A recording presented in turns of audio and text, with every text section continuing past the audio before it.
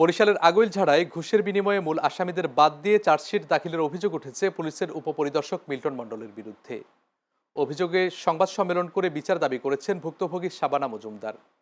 শনিবার সকালে আগৈলঝাড়া প্রেস ক্লাবে এক সংবাদ সম্মেলনে এই অভিযোগ করেন শাবানা।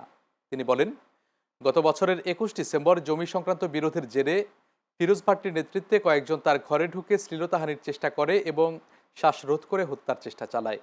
এ ঘটনায় তার ছেলে এলবার্ট কর্মকার বাদী হয়ে ২৬ ডিসেম্বর আগৈলঝাড়া থানায় মামলা দায়ের করেন।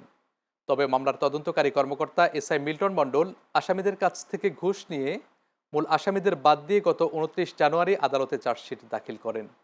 এ ঘটনায় ৫ মার্চ পুলিশের প্রধান কার্যালয়ে লিখিত অভিযোগ দায়ের করেন শাবানা মজুমদার। বর্তমানে নিরাপত্তাহীনতায় ভুগছেন বলেও জানান এই ভুক্তভোগী।